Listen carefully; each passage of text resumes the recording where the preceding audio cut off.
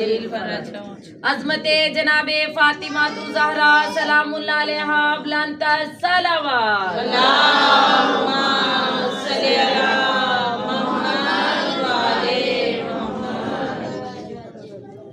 رسم میلاد بہت ہی پردرد ایام کا آغاز ہو چکا ہے۔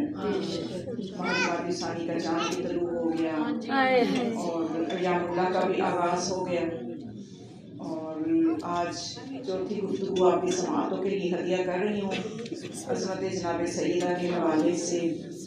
آج چوتھی گفتگو ہے۔ نبی کریم نے فرمایا لو کان الحسن حیئۃ، اگر تمام جہان کی خوبیاں مجسم ہو جائیں لکانت فاطمہ، تو فاطمہ بلکہ میری بیٹی فاطمہ پھر بھی بلند ہے، اس سے بھی بلند ہے۔ تو جناب سیدہ کی زندگی سب سے مختصر ہے، جہاں معصوم علیہ السلام سے صرف 18 سالہ زندگی، لیکن اسوہ بن رہی ہیں۔ اگر خواتین کے حوالے سے دیکھا جائے تو خواتین اور مردوں کی آبادی نصف خواتین ہیں، بلکہ خواتین بڑھ رہی ہیں، اور صرف مردوں کے لیے دیکھا جائے تو 13 اسوے ہیں، خواتین کے لیے اتنی ہی آبادی ہے، 1 اسوہ ہے، بلکہ جناب سیدہ صرف خواتین کے لیے مرد و زن کے لیے اسوہ ہے۔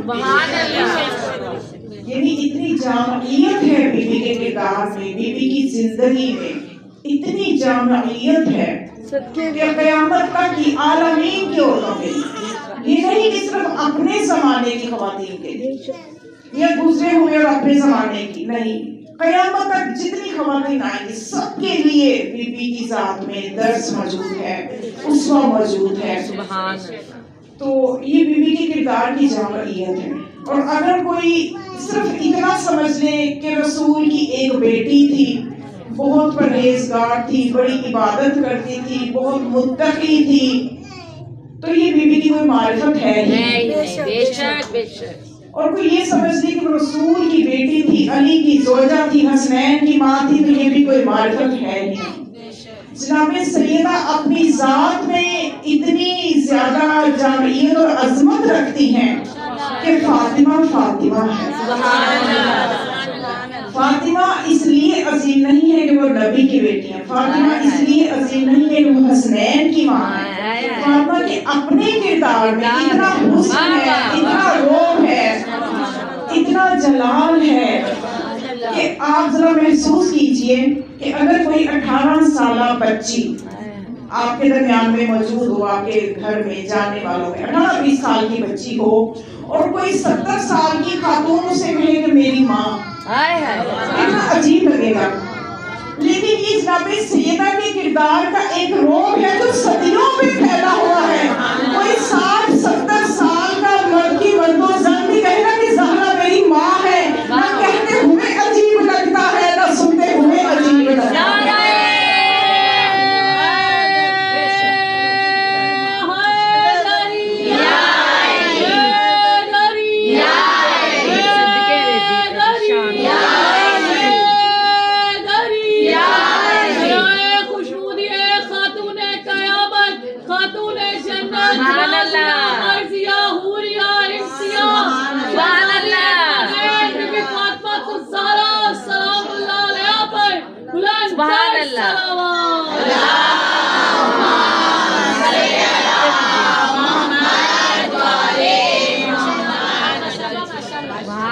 اس لیے معصومین علیہ السلام نے فرزندان زہرا نے ضروری سمجھا کہ لازمی تھا کہ کبھی کسی زمانے کی خواتین یہ نہ سمجھیں کہ ہماری جدہ کی شان کو مقید نہ کر دیں، محدود نہ کر دیں، انہیں صرف ایک نیک پرہیزگار خاتون، عبادت گزار خاتون صرف یہیں تک محدود نہ کر دیں۔ اس لیے انہوں نے اپنی جدہ کی شان میں ایسے ایسے فرامین اپنے زمانے میں بیان کیے کہ تاکہ لوگ سمجھ سکیں کہ فاطمہ کیا تھی، فاطمہ زہرا کیا تھی۔ خود فرمان محمد مصطفیٰ سے اندازہ کیجیے کہ جب رسول اللہ نے یہ فرمایا کہ فاطمہ میرا جز ہے، بس اب تو ملی، اور یہ روایت تواتر کے ساتھ ہے۔ تواتر کا مطلب ہے جس روایت کو کہتے ہیں یہ متواتر سے نقل کیا. تواتر یہ متواتر ہے. متواتر کا مطلب یہ کہ اس میں کوئی وقفہ نہیں ہے، راویوں میں کوئی گیپ نہیں ہے، مسلسل راوی اس کو آگے آگے اس کا اتھینٹک سلسلہ ہے ایک. اور اگر کوئی متواتر حدیث کا انکار کرے تو یہ گناہ کبیرہ ہے، وہ اسلام سے خارج ہے. تو یہ جو روایت ہے فاطمہ تو بس اتمنی، یہ ہر مسلک نے مسلمانوں میں اپنی کتاب میں بے شمار جو ہیں ان کے روایت، ان کے جو راوی ہیں اور ان کی روایت اور سند کے جو سلسلے ہیں وہ موجود ہیں. تو اس روایت کو سب کہ فاطمہ میرا جز ہے. تو اب یہ ہوا نا کہ اس کا نبی کریم نے اپنی بیٹی کا تعارف صرف ایک ایسی خاتون کے طور پہ نہیں کروایا جو بہت عبادت گزار بڑی تابعہ دار ہے، نہیں. آپ نے کیا فرمایا؟ بس اتمنی، میرا جز ہے. جب آپ نے یہ تعارف کروایا نا تو ایک دور میں، آج کے دور میں اب لوگ جب آنکھیں کھلنے لگی ہیں، بصیرتیں ملنے لگی ہیں، تو آج اہل سنت کے جید علماء یہ اقرار کر رہے ہیں، 3 جید علماء نے اقرار کیا کہ ہم مانتے ہیں کہ سیدہ فاطمہ زہرا جو ہیں وہ نہ صرف صحابہ تو کہیں پیچھے رہ گئے، وہ کہتے ہیں نہ صرف صحابہ بلکہ وہ انبیاء سے بھی افضل. ہم مانتے ہیں کہ وہ انبیاء سے افضل ہے. وہ کہتے ہیں کیوں؟ ہم کیوں مانتے ہیں؟ ہم اس لیے مانتے ہیں کہ جب کل نے کہہ دیا، جب رسول نے کہہ دیا یہ میرا جز ہے، تو جب کل عالمین سے افضل ہے تو جز بھی عالمین سے افضل ہے. وہ کہتے ہیں ہمارے پاس اب دلیل ہمیں سمجھ یہ آئی ہے کہ جب کل عالمین سے افضل ہے تو جز بھی عالمین سے افضل ہے. ساری بحثیں ختم ہو گئی. صرف فقط ایک حدیث رسول وہی اگر سمجھ لیں تو سارے مسئلے حل ہو جاتے ہیں، بڑی دور تک مسائل حل ہو جاتے ہیں. اب رسول ہے رحمت للعالمین، وما ارسلناک الا رحمت للعالمین. اب یہ عالمین جو ہے اس کا دائرہ کار کہاں تک جا رہا ہے؟ یہ عالمین کا دائرہ کار جو ہے یہ کوئی بھی معین نہیں کر سکا. کسی امام نے بھی نہیں بتایا کہ کتنی حدود ہے تو وہ عالمین ہے، کوئی حد معین نہیں کر سکا. صرف اتنی بات سمجھ میں آئی کہ جب خدا نے کہا کہ خدا کون ہے؟ الحمدللہ رب العالمین، وہ عالمین کا رب ہے. تو جہاں جہاں اس کی ربوبیت ہے وہاں نبی کریم کی رحمت ہے.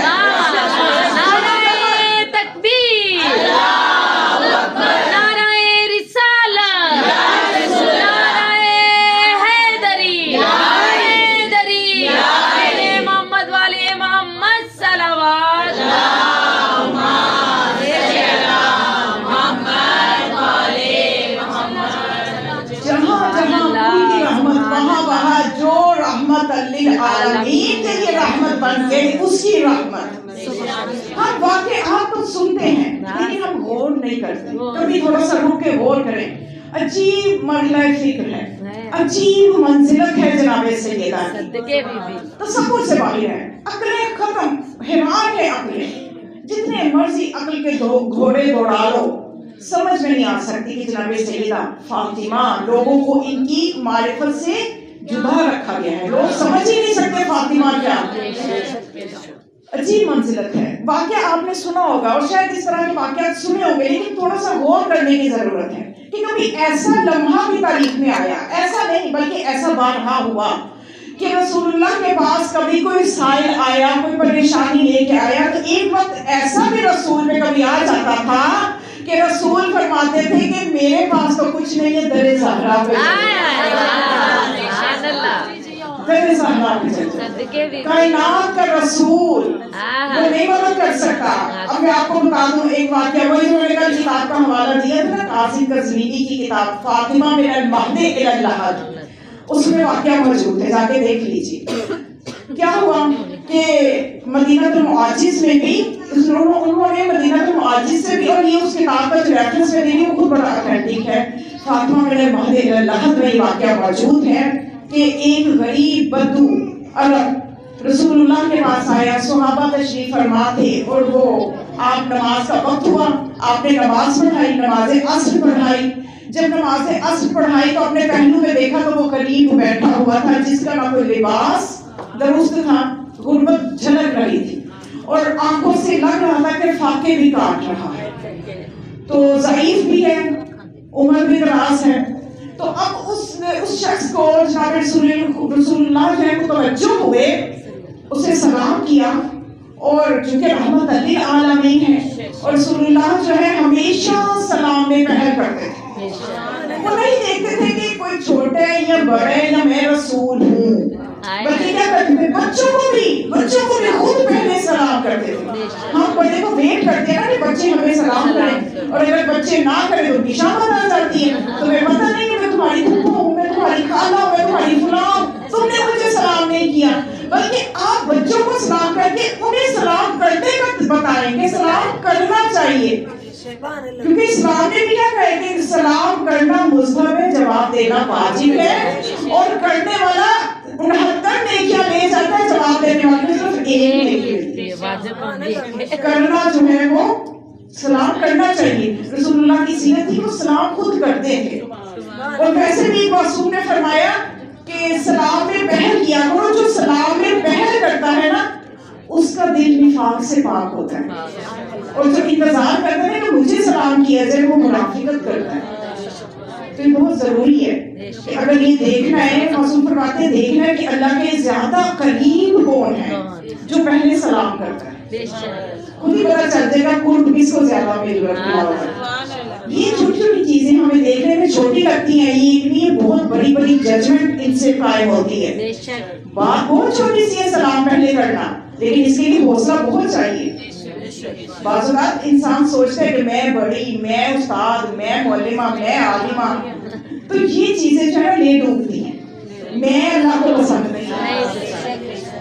तो छोटी सी चीजें जजमेंट हो जाती है। अल्लाह के करीब कौन है, जो पहल कर रहा है। देख लो आपके सामने दो बंदे बैठे हो, एक बाइक से आ रहा है, देखो पहले वो सलाम कर रहे हैं, पहले ये कर रहा है, जो पहले कर रहा है अल्लाह के ज्यादा करीब है, ये मासूम ने फैसला किया। तो वैसे जो अदब के लिहाज से देखा जाए इस्लाम में है क्या, चलिए थोड़ी सी बात आ गई, तो मैंने कहा थोड़ी सी तरबियत भी जरूरी है ना इस पर। तो इस्लाम के मामले में भी हमारे मामला बहुत खराब है, मतलब लड़ाइयों तक बात चली जाती है।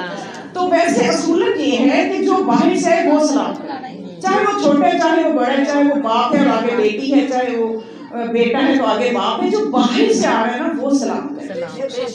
तो बहरहाल रसूलुल्लाह ने सलाम किया, और सलाम के बाद जब किया तो उसने कहा या रसूल अल्लाह मैं गरीब हूँ। जब बात कुर्सी की उसने कहा कि मेरे पास ना कुछ खाने को है, ना पहनने को है, मुसाफिर हूँ, ना मैं अपने घर वापस जाने के लिए कोई वसाइल है मेरे पास, तो मैं क्या करूँ, कुछ भी मदद करे। तो उस वक्त रसूलुल्लाह ने फरमाया कि ऐ शख्स इस वक्त मेरे पास भी देने के लिए कुछ भी नहीं है, कुछ भी नहीं है, तो ऐसा करो मैं तुम्हें एक ऐसा घर बताता हूँ कि जिस घर वालों से अल्लाह राजी है और वो अल्लाह से राजी है।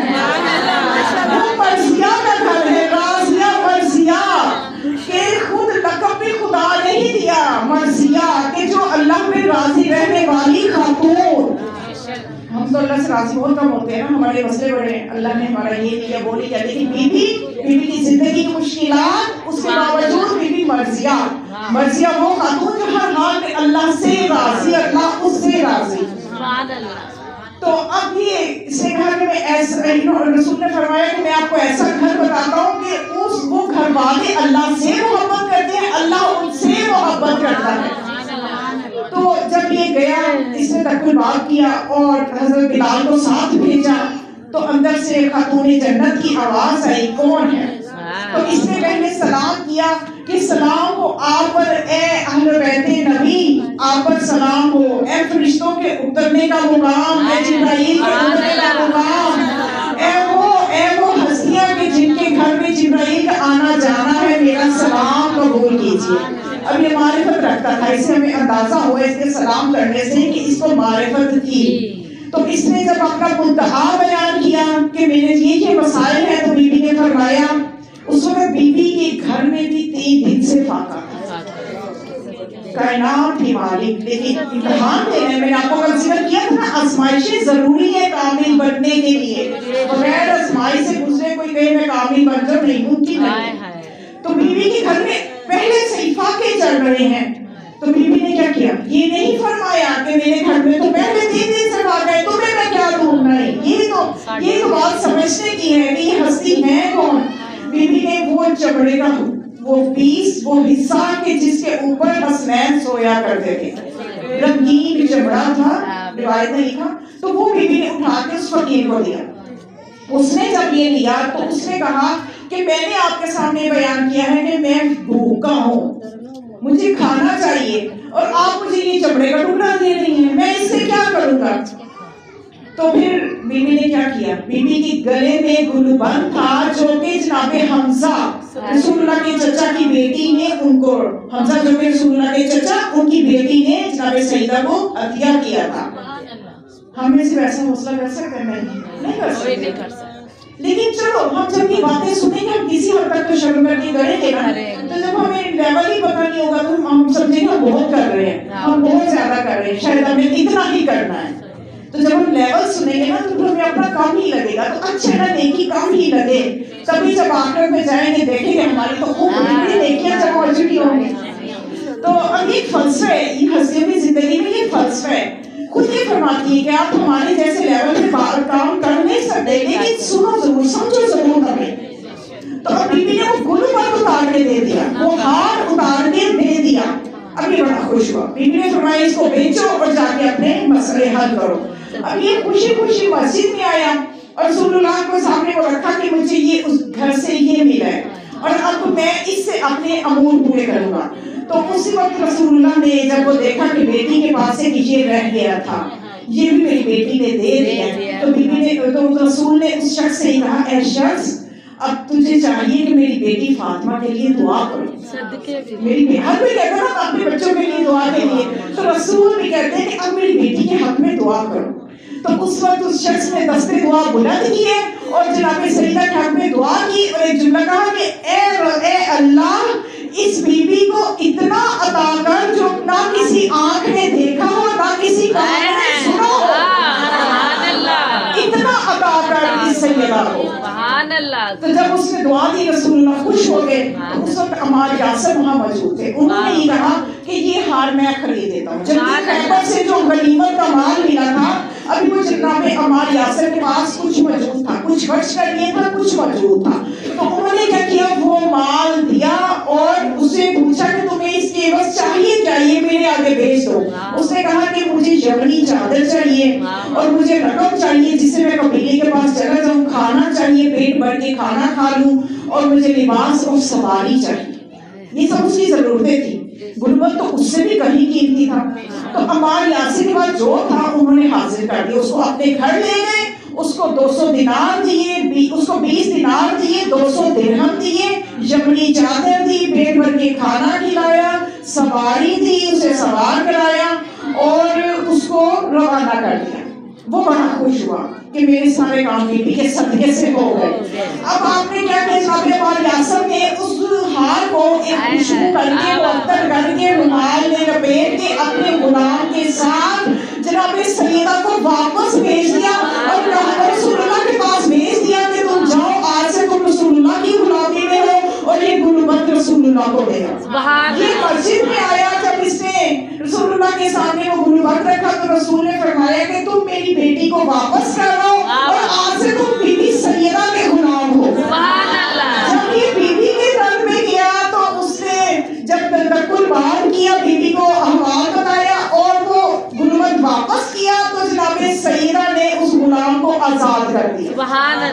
جب وہ آزاد ہو گیا تو مسکرانے لگا. تو بی بی نے پوچھا کس بات میں مسکرا رہے ہو؟ کہنے لگا اس ہار کی برکت سے بھوکے کو کھانا ملا، سواری ملی، غلام آزاد ہوا اور ہار بھی اپنے مالک کے پاس واپس آ گیا. یہ ہے مبارک.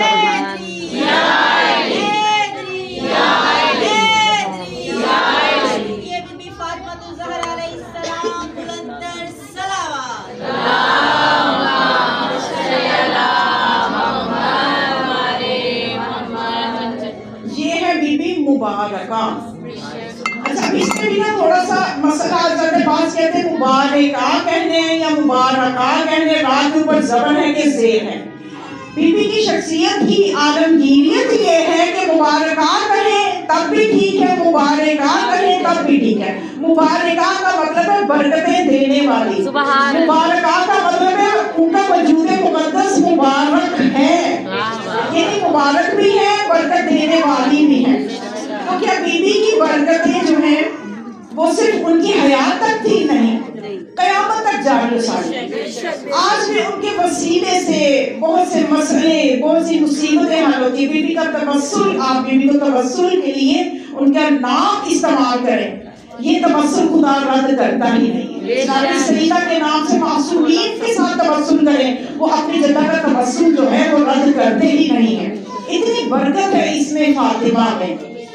تو ہر دور میں معصومین اپنی جدہ کا تعارف کرواتے ہیں تاکہ لوگ ہماری جدہ کی اصل شان عظمت کو سمجھنے کے لیے کوشاں رہیں۔ یہ نہ ہو کسی منزل میں جا کے رک کے کہیں کہ ہم نے پہچان لیے سیدہ کو، بلکہ ان کی یہ کوشش جاری و ساری رہے۔ تو اس لیے معصومین اپنی جدہ کا تعارف کرواتے رہے۔ رسول اللہ کی احادیث تو آپ نے سنی سماعت فرمائی۔ ایک مرتبہ مدینہ المعاجز میں یہ روایت موجود ہے کہ ایک یہودی نے مولا حسن علیہ السلام سے یہ پوچھا کہ آپ کی والدہ گرامی کون ہے؟ یہودی نے پوچھا مولا حسن علیہ السلام سے کہ آپ کی والدہ گرامی کون ہے؟ تو مولا حسن علیہ السلام نے فرمایا، مدینہ المعاجز کی جلد نمبر 3 میں یہ روایت موجود ہے، مولا حسن علیہ السلام نے فرمایا کہ میری والدہ جو ہے وہ زہرا بنت محمد ہے۔ ابھی ذرا مولا حسن کا اپنی ماں کی شان میں جو قصیدہ ہے وہ سنیے کہ میری ماں زہرا بنت محمد ہے، اور وہ میری ماں جو ہے وہ فضیلتوں کا ہار ہے، وہ گلدستہ عصمت کا ایک پھول ہے، وہ مفاخر اور مناقب کا مرکز ہے۔ یعنی جتنے بھی اہل بیت کے فضائل ہیں ان کی جو مرکزیت ہے، ان کا جو مرکز ہے وہ جناب سیدہ ہے، عظمت جناب فاطمہ الزہرا سلام اللہ علیہا بلند الصلوات۔ اللہم صلی علی محمد وعلی محمد۔ مرکز جناب سیدہ ہے۔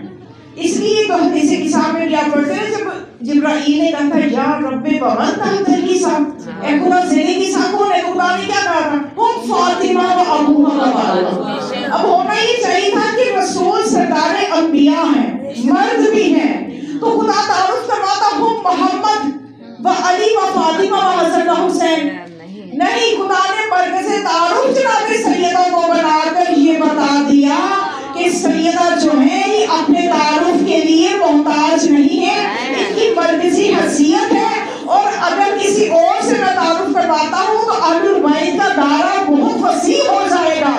کوئی اور سوچے رسول آ جائیں گے اہل بیت بن کے، کوئی اور سوچے علی آ جائیں گے اہل بیت بن کے، تو اس لیے فقط سیدہ وہ تھی کہ جن کے تعارف سے سب کے راستے بند ہو جاتے ہیں، کہ صرف یہ سیدہ ہیں اور یہ فاطمہ ہیں، ان کے بابا ہیں، ان کے بیٹے ہیں۔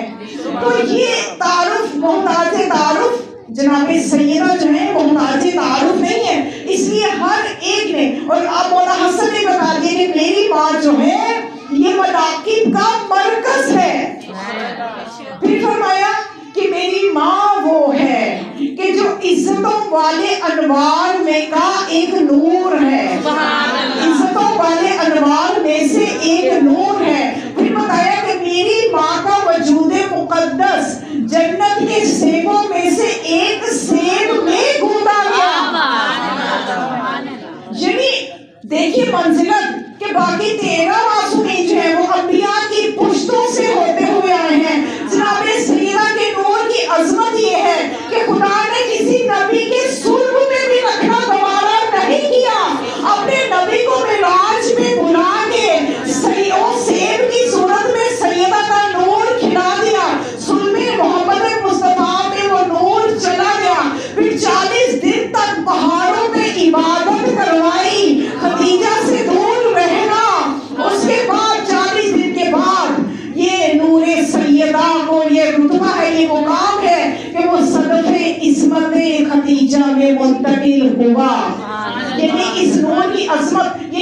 باقی معصومین کی ولادت میں اور سیدہ کی ولادت میں ایک بہت بڑا فرق ہے. وہ انبیاء کی سلبوں سے ہوتے ہوئے نور آئے, سیدہ کا نور انبیاء کی سلبوں پہ رکھنا بھی گوارا ہے. یہی بات مولا حسن بتاتے ہیں کہ میری ماں کا وجود جنت کے سیبوں میں سے سیب میں گوندا گیا. پھر فرمایا کہ میری ماں کا پوچھتے ہو کہ میری ماں کون ہے, میری والدہ کون ہے. میری والدہ وہ ہے کہ جس کا حق مہر امت کے گناہگاروں کی مغفرت رکھ دیا گیا. میری ماں فاطمہ عذرا بتول ہے. یہ مولا حسن اپنی ماں کا تعارف کروایا. تو ہر معصوم نے اپنی جدہ کا تعارف کروایا کہ دنیا سمجھ لے ہماری جدہ.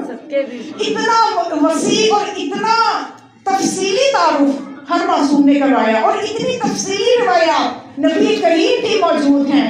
لیکن اس کے باوجود آپ دیکھیے کہ افسوس ہے امت پہ اور ان کی عقلوں پہ کہ اس قسم کے مسئلے مسائل پیدا کیے جا رہے ہیں ان کی جناب سیدہ کی مظلومیت کو کم کرنے کے لیے, تاکہ مظلومیت کم ہو تو یہ کہیں ایام سیدہ مزید توڑ نہ پکڑ لے. ایسی ایسی چیزیں دماغوں میں ڈالی جا رہی ہیں. پہلے یہ آوازیں آتی تھی دوسروں کی طرف سے, اب افسوس کا مقام یہ ہے کہ ہمارے اپنے اٹھ کے اس قسم کی باتیں کر رہے ہیں.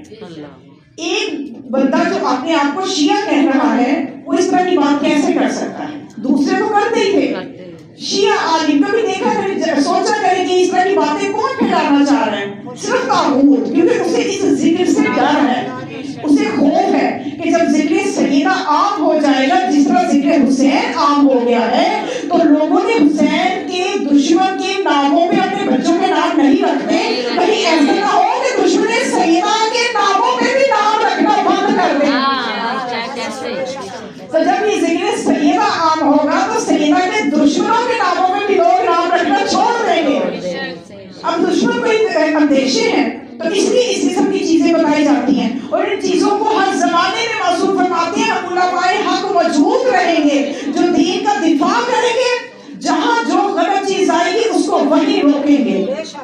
تو اب کیا کہہ رہے ہیں, ایک اپنے آپ کو شیعہ کہنے والا آگے شریعام اپنی ویڈیو بناتے ہیں, کہتے ہیں کہ یہ جو کہا جاتا ہے نا کہ بی بی کا در جلا تھا, ستم ہوا تھا, تو یہ ساری باتیں جو ہے ایسے نہیں ہوئی تھی, ایسے نہیں ہوئی تھی. اور یہ مولا علی کے سامنے کو بی بی پہ ہاتھ اٹھائے, یہ بھی اس کی بات آپ سنیے, مولا علی کے سامنے کوئی بی بی پہ ہاتھ اٹھائے, یہ کیسے ہو سکتا ہے کہ خود علی کے بارے میں کہ جب ایک مرتبہ مسجد نبوی میں ایک شخص نے, میں اپنا نام نہیں لیتی, اس کے کیونکہ ظاہر ہے کہ کچھ چیزیں جو ہے وہ آپ سمجھتے ہیں ماشاءاللہ سے بامعرفت افراد ہیں, باشعور افراد ہیں, تو اس شخص نے جب یہ ارادہ کیا کہ مسجد میں علی کو قتل کرے تو مولا علی نے تاریخ میں واقعہ موجود ہے, ہماری کتابوں میں بھی موجود ہے, اس کو گریبان سے پکڑا اور اتنا اوپر تک چھت تک بلند کر دیا کہ تیری یہ جرت کہ مجھے قتل کرے. اچھا وہ اس واقعے کو بنیاد بنا کے تو وہ یہ کہتا پھر رہا ہے کہ کیسے ہو سکتی ہے اپنی جان پہ آئی تو علی نے یوں کر دیا اور سیدہ کو اس قدر ظلم ہو رہے اور علی خاموش ہے, علی آگے نہیں بڑھ رہے. تو یہ ہوا ہی نہیں ہے, ایسا ہوا ہی نہیں. تو اس بندے کی عقل پہ ماتم بھی کیا جانا چاہیے. اور یہ دوسروں کے ساتھ کیا تو یہ ایجنسیوں سے پیسے کھا لیتے ہیں ایسے لوگ جو اس طرح کی باتیں, میں چاہتی ہوں کہ ایسا نہ بچوں کے ذہنوں میں آنے سے پہلے یہ چیزیں انہیں پتہ ہونی چاہیے. اور ممکن ہے کچھ بچے ایسی چیزیں سن بھی چکے ہوں تو انہیں پتہ ہونی چاہیے. تو جب تک دفاع نہیں ہوگا ممبر سیدہ سے, سیدہ کے حق کا دفاع نہیں ہوگا تو کیا مقصد ہے پھر ایسی مجالس کا کہ باطل اپنے پاؤں پھیلاتا جائے اور حق والے خاموشی سے سنتے جائیں؟ ایسے نہیں ہوتا. تو اب یہ سوچنا یہ چاہیے سب سے پہلے کہ سب سے پہلے بتائیں یہی ایسے لوگ جو ایسی سوچ رکھتے ہیں پہلے اس بات کا جواب دیں کہ کیا بی بی شہید ہوئی تھی کہ دوائی موت دنیا سے گئی. ہر خاصو آپ نے لکھا کہ بی بی شہید تھی, شہیدہ تھی, زخمی تھی, زخموں کی تاب نہ لاتے ہوئے دنیا سے تشریف لے گئی اور پھر ظلم ہوئے تھے. اچھا پھر بی بی کی وصیتوں کو دیکھیں, بی بی نے یہ وصیتیں کیوں کی کہ میری قبر کا نشان باقی نہ رہے, مجھے رات کو دفنایا جائے, فلاں فلاں کو نہ بلایا جائے, فلاں فلاں سے میں ناراض جا رہی ہوں.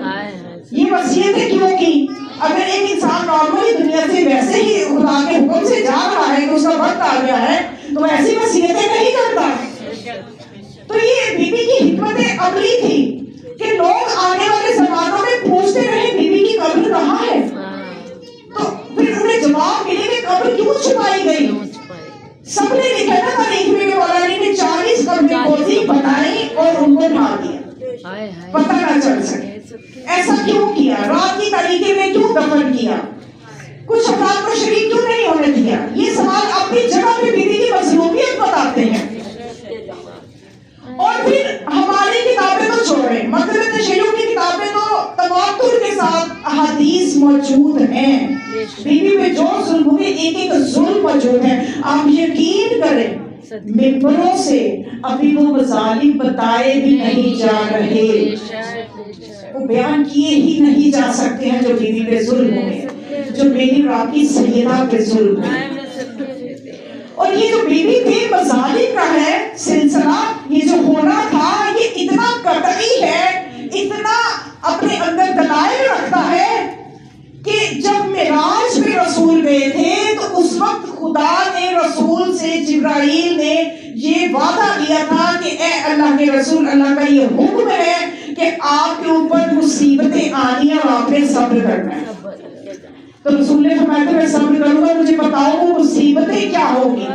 تو اس وقت ہی رسول کو بتا دیا تھا کہ آپ کی بیٹی پہ ظلم ہوگا، اس کا پہلو شکستہ ہوگا، اس کا بچہ اس کے بدن میں مار دیا جائے گا اور وہ زخمی ہوگی، اس پہ ظلم ہوگا، اس کا ورثہ ہضم کر لیا جائے گا، چھین لیا جائے گا. تو رسول نے وعدہ کیا تھا کہ میں صبر کروں. اور آپ کے داماد پہ ظلم ہوگا، ان کی ریش ان کے سر مبارک کے خون سے تر ہوگی. یہ اہل بیت کے ساتھ جو ہونا تھا.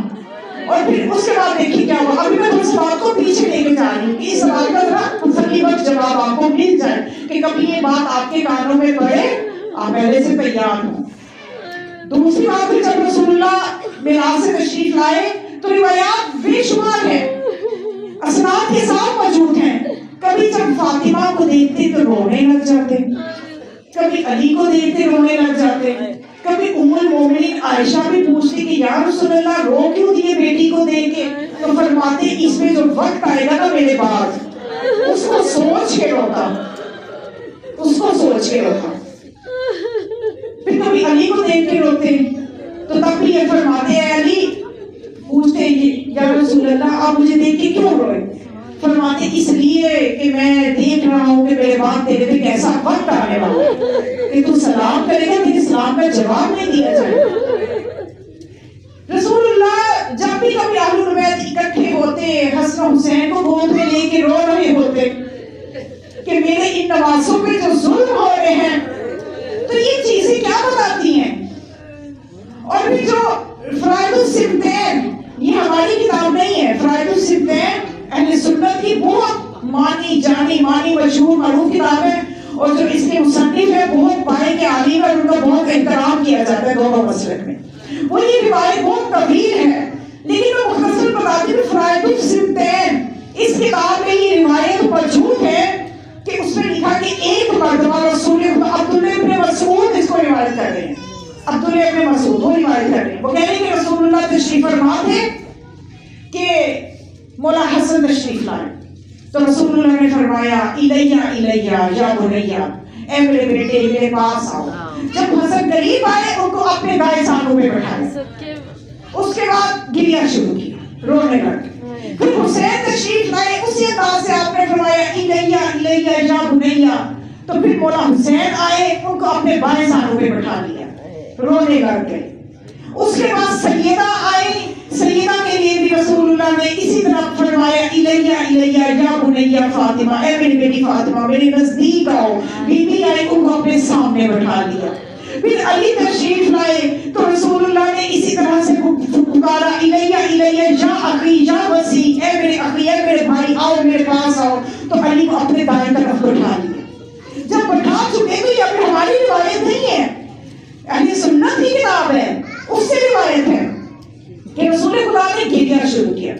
اور سب سے پہلے یہ مجلس تو ہو رہی تھی، یہ मजलिसें हमने अपने से तो इजाद नहीं की, रसूलुल्लाह की पूरी जिंदगी की मजलिसें पढ़ते हुए गुजरी है। फजाइल और मसाइल क्या होता है मजलिस में? फजाइल होते हैं, मसाइल होते हैं, यही तो रसूलुल्लाह करते रहे सारी जिंदगी। हम रसूल की सुन्नत में अमल करके मजलिस करते हैं। अब रसूलुल्लाह ने अपनी बेटी के फजाइल शुरू किए, अपने दामाद के फजाइल शुरू किए, अपने बेटों के नवासों के फजाइल शुरू किए। अली के बारे में फरमाना शुरू किया कि ए अली, तुम मेरे बाद मेरे वसी हो, मेरे जानशीन हो, और तुम मेरे बाद मेरी मसरत के वारिस हो। ए अली, तुमने मुझे, तुम्हारे से खुदा राजी है, खुदा तुमसे राजी है। और इस तरह से काफी फजाइल मौला के बयान किए। फिर जनाब सैयदा की तरफ रुख किया, जनाब सैयदा के फजाइल बयान किए कि मेरी बेटी जो है ये इंसानी शक्ल में हूर है, ये जब मेहराब इबादत में होती है इसका नूर आसमान वालों के लिए चमकता है, ये मेरा जुज है। और उसके बाद गिरिया शुरू किया, और गिरिया करके फरमाया ये मेरी बेटी वो है कि इस पे इतना जुल्म किया जाएगा, इसकी पसलियां तोड़ी जाए, इसका पहलू शिकस्ता किया जाए। अभी मैं मसाइल की मंजिल तक नहीं आई, थोड़ा सा जरा सुन लीजिए। इसके पहलू को शिकस्ता किया जाए। मसाइल पड़े अपनी बेटी पर, बहुत रोए, कभी अपने नवासे हसन को चूम के रो रहे हैं, कभी हुसैन को चूम के रो रहे हैं। तो अफसोस है ना ऐसे लोगों पे जो खुली आंखों से रिवायात पढ़ के कहते हैं कि ऐसा नहीं हुआ, ऐसा नहीं हुई, कैसे कह देते हैं? सिर्फ इनके पीछे वो शैतान लगा हुआ है जो इनसे ऐसी बातें निकलवाता है। शैतान लगा हुआ है इनके पीछे। और दलील क्या दे रहे हैं? फजूल सी चीज को दलील बना के कि वो दरबार था दूफों का दरबार था, और उसी के एक करिंदे ने जो कि उसका करीबी था, जो कि बहुत हीरो माना जाता है मुसलमानों में, खालिद बिन वलीद, बहुत हीरो माना जाता है। मिल के इन्होंने प्लानिंग की अली मस्जिद में दाखिल हो तो आज इनको खत्म ही कर दो। जो ही ये प्लानिंग की तो उन्होंने जिस तरह से मंसूबा बनाया था, चूंकि अली वो हैं कि जिनका देखना रसूल का देखना है। रसूल का देखना सिर्फ हर इंसान की दो आंखों से नहीं होता, बल्कि रसूल वो होता है जो पीछे से भी ऐसे ही देखते जैसे सामने से देखते हैं। तो अली भी ऐसे ही देखते थे जैसे रसूल देखते थे। तो अली इनके मंसूबे को जांच गए, तो बोला कि उसको जिसने ये इरादा किया था आपको तलवार मार के जख्मी करने का, उसको बुलंद किया और जमीन पे मारा कि तेरी ये जुर्म मुझे करनी है। अच्छा, अब ये साहिब जो है अक्ल साहिब ये कह रहे हैं कि इन्होंने अली ने वहां पे तो अपना दिफा किया, तो यहाँ पे सईदा पे जुल्म का दिफा नहीं किया। तो भाई सब पहले एक बात जान लीजिए कि मासूम जो है उसका हर फेल हिकमत के साथ होता है। ये जो मासूम कभी मोजज़ा करता है, कभी सब्र करता है, कभी तलवार निकालता है, जिहाद करता है। और ये तीनों काम मासूम जब भी करता है, जहां जिस काम का मौका होता है वो करता है। कभी मौका ऐसा होता है कि जिहाद करना है, तब तलवार के आप में नहीं होगी। कभी मौका और हालात ऐसे होंगे कि सब्र करना है, तो वहां पे तलवार नहीं निकलेगी। कभी मौका ऐसा होगा कि सब्र और जिहाद की जरूरत नहीं है, हक की तबलीग के लिए मोजज़े को मांगा गया है, मोजज़े की जरूरत है, तो वहां पे मोजज़ा दिखाया जाएगा। जहां सब्र का मुकाम है वहां मोजज़ा नहीं होगा, जहां जिहाद का मुकाम है वहां मोजज़ा नहीं होगा। और ये मासूम ने खुद तय करना है कि कहां पे किस काम को अंजाम देना है, ये हमने या उम्मत ने तय नहीं करना। तो ये जो कयास किया जा रहा है कि वहां पे तलवार निकाली, वहां पे उसके ऊपर हाथ उठाए और यहाँ पे खामोश रहे, वहां के हालात ऐसे थे कि ऐसे ही करना था, यहाँ के हालात ऐसे थे कि ऐसे ही करना था। मैंने आपको बताया ना। और ये कयास करना इब्लीस का काम है। कयास करने वाला जो है वो मकदूर तशय्युअ से खारिज है, क्योंकि मकदूर तशय्युअ में कयास की कोई गुंजाइश नहीं है। हमारा जो अकीदा है वो खूबसूरत दलाइल के साथ वजूद में आता है, कयास के साथ वजूद में नहीं आता। बल्कि हमारे मौला तो ये फरमाते नजर आते हैं, अव्वल मन कासा हुआ इब्लीस, कि सबसे पहले जिसने कयास किया वो इब्लीस था। कि जिसने क्या कयास किया था? उसने कहा था आदम को मट्टी से मुझे आग से, तो मैं आग चूंकि बुलंद जाती है, मट्टी नीचे आती है, तो मैं क्यों सजदा करूं? यानी मट्टी को आग में कयास कर रहा है वो। तो बात ये कि कयास की मकदूर तशय्युअ में गुंजाइश नहीं है। तो इस तरह की चीजें निकाल के बस एक बात ये बच्चियां समझ लें कि मौजज़ा, सब्र और जिहाद ये अपने अपने मुकाम पे मासूम को पता है कि किस वक्त किस काम को कैसे करना है। کیونکہ نتیجہ انہوں نے لینا ہے حق کو تبلیغ کرنا ہے، حق کی تبلیغ کرنی ہے، اور حق کی تبلیغ کے لیے کس وقت کون سی اسٹریٹجی استعمال ہوگی یہ معصوم کو پتہ ہے، اس میں ہمیں کوئی بحث کرنا، وہ جاہل ہوگا جو اس بات میں بحث کرے۔ تو یہ وہ لبے لباب ہے جو آج کل یہ چیز بہت ہوا دی جا رہی ہے کہ یہ ظلم ہوا ہی نہیں تھا، یہ ہوا ہی نہیں تھا۔ تو ایسا ہرگز نہیں ہے، یہ ظلم ہوا ہے، روایتیں موجود ہیں، خود ہر مسلک کی روایتیں موجود ہیں، جیسے میں نے آپ کے سامنے بیان کیا فرائض الصنفین میں موجود ہے کہ اس میں رسول اللہ نے اپنی بیٹی کو دیکھ کے رویا کرتے تھے اور یہ فرمایا کہ میری بیٹی پہ ظلم ہو، اور یہ میری بیٹی ان مظالم میں جب ظلم ہو رہے ہوں گے، ظالم ظلم کر رہا ہوگا، یہ روئے گی اور پکارے گی یا ابدا واہ محمدا، اے میرے بابا جان، اے محمد، اے رسول خدا میری مدد کو آئیے، لیکن کوئی میری بیٹی کی پکار تو سننے والا نہیں ہوگا، کوئی میری بیٹی کی مدد نہیں کرے گا، میری بیٹی مدد کے لیے پکارے گی واہ محمدا۔ میں کہتی ہوں کہ رسول اللہ کی زندگی کو اگر ماحول دیکھا جائے تو کتنا مشکل ہے کہ پوری زندگی جو ہے وہ جناب سیدہ کو جب تک دیکھتے رہتے تھے، یہ غم دل میں تھا، تمام اہل بیت کی زندگیاں اسی غم میں گزری، جناب سیدہ بچوں کو دیکھتی تھی تو روتی تھی کہ میرے حسین پہ کبھی ایک وقت آئے گا کہ میرا حسین پیاسا ہوگا، 3 دن کا بھوکا پیاسا شہید کیا جائے گا۔ کبھی خود حسن کو دیکھتی تھی کہ ان کا بیوی کے دل میں کیا غم تھا، بیوی کتنا روتی ہوگی کہ میرا یہ حسن، میرا یہ پھول جیسا بچہ، اس میں یہ وقت آئے گا اس کے جنازے میں 3 برسیں گے، کیونکہ بیوی جانتی تھی، سب کچھ جانتی تھی، ایسا نہیں ہے کہ وہ نہیں جانتی تھی کہ ان کے بچوں پہ کیا وقت آنے والا ہے، وہ جانتی تھی میری زینب اور کلثوم میں کیسا وقت آئے گا۔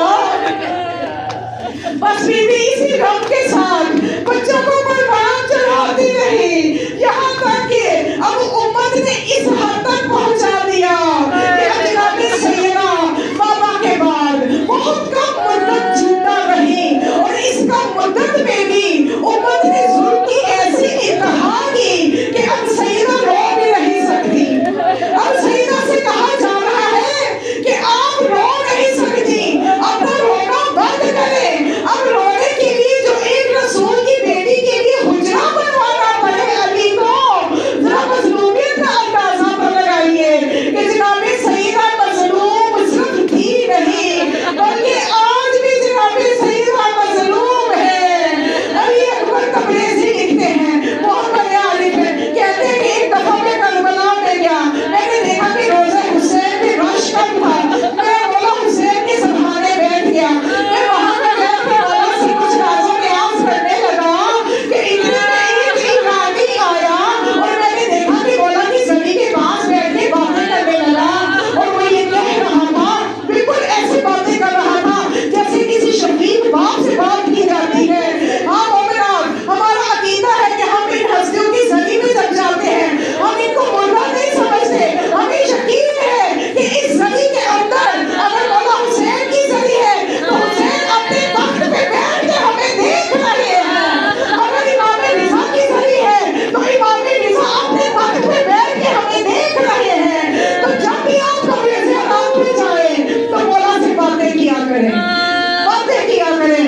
اب یہ باتیں کرنے لگا اور کہنے لگا کہ اے آقا حسین، میں آپ کی زیارت کے لیے آیا تھا، میرے پاس پیسے ختم ہو گئے ہیں، مجھے 20 دینار چاہیے کہ میں مقروض ہونے سے بھی ڈرتا ہوں، میں نہیں چاہتا کسی سے قرضہ لوں، اب میرے پاس رقم ختم ہو گئی ہے، میری مدد کریں۔ اب وہ مولا حسین کے آگے کہہ رہے ہیں کہ اتنے میں کہتے ہیں کہ میں نے دیکھا ایک خاتون آئی، اس نے اس کو کچھ رقم دی، اب یہ کہہ رہا